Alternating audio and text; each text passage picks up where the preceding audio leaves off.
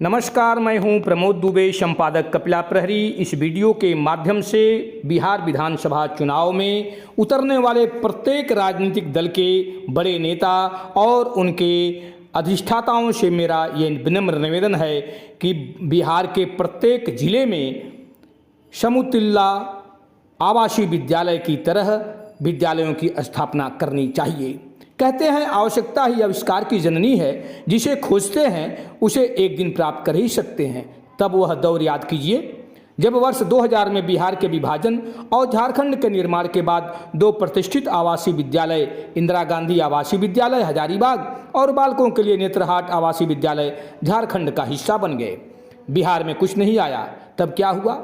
बिहार सरकार ने एक योजना बनाई और अगस्त 2009 में मुख्यमंत्री नीतीश कुमार के नेतृत्व में सिमुलता आवासीय विद्यालय की परियोजना पर काम शुरू किया गया। आधुनिक समय की आवश्यकताओं को ध्यान में रखते हुए अंग्रेजी को शिक्षा और शिक्षण का माध्यम रखा गया। साथ ही मुख्यमंत्री की सलाह पर 9 अगस्त 2009 को यह निर्णय लिया गया कि सिमुलता में एक सह शिक्षा आवासीय विद्यालय स्थापित किया जाए, जहां खुली प्रवेश परीक्षा के माध्यम से चयनित मेधावी छात्र और छात्राएं विद्वान शिक्षकों के मार्गदर्शन में अध्ययन कर सकें। शिक्षा विभाग के तत्कालीन मुख्य सचिव श्री अंजनी कुमार सिंह के अनुकरणीय नेतृत्व में इस परियोजना पर अथक परिश्रम शुरू हुआ और 1 वर्ष से भी कम समय में इस विद्यालय परियोजना ने मूर्त रूप ले लिया।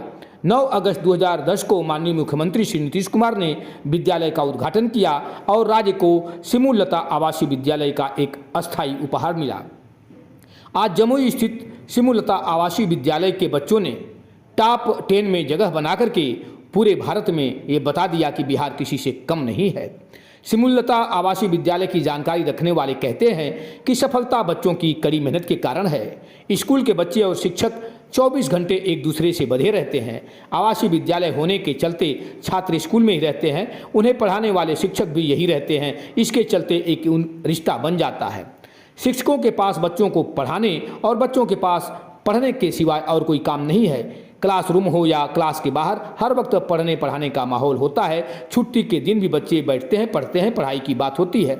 बच्चों को स्व अध्याय और उनको बताया भी जाता है। समूह का भी अध्ययन कराया जाता है, जिससे वे किसी भी परीक्षा के लिए तैयार हो सकें। बच्चे हॉस्टल में तो जरूर रहते हैं, वे पढ़ाई में एक दूसरे की मदद करते हैं। शिक्षक लगातार उपस्थित रहते हैं, बच्चों को इसका लाभ मिलता है। सभी की सामूहिक कोशिश के चलते यह परिणाम आया है।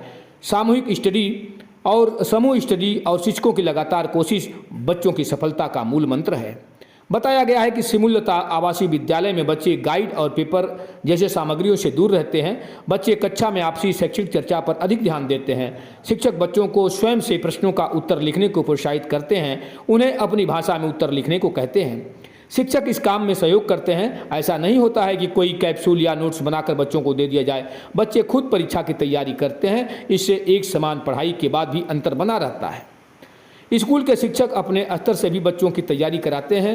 होम एग्जाम बहुत कठिन होता है। यहाँ 6ठी क्लास में बच्चों का नामांकन होता है। इसके बाद से बच्चों को हर साल होम एग्जाम से गुजरना पड़ता है। इस परीक्षा में किसी प्रकार की ढिलाई नहीं होती है। होम एग्जाम का स्टैंडर्ड भी ऊँचा रखते हैं, जिससे बच्चों को बोर्ड की परीक्षा में आसानी होती है।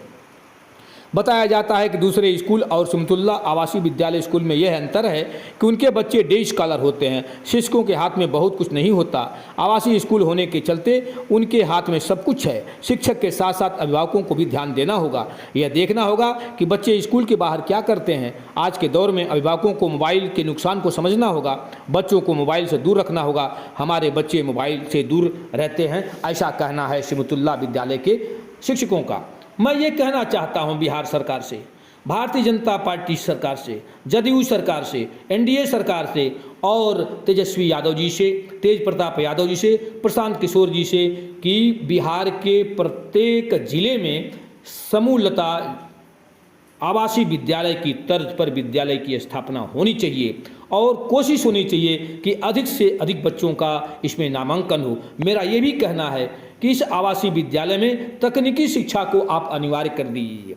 माध्यमिक कक्षा में तकनीकी शिक्षा यदि अनिवार्य रहेगी तो बच्चे पढ़ करके जब निकलेंगे तो उन्हें रोजगार की कोई समस्या नहीं होगी, नौकरी की कोई समस्या नहीं होगी। हम आप सबसे विनम्र निवेदन करते हैं, हम सबका आह्वान करते हैं कि आप उठ खड़ा होइए और उस तरह के विद्यालय की स्थापना के लिए आप अपने प्रत्याशियों पर जोर दबाव बनाइए।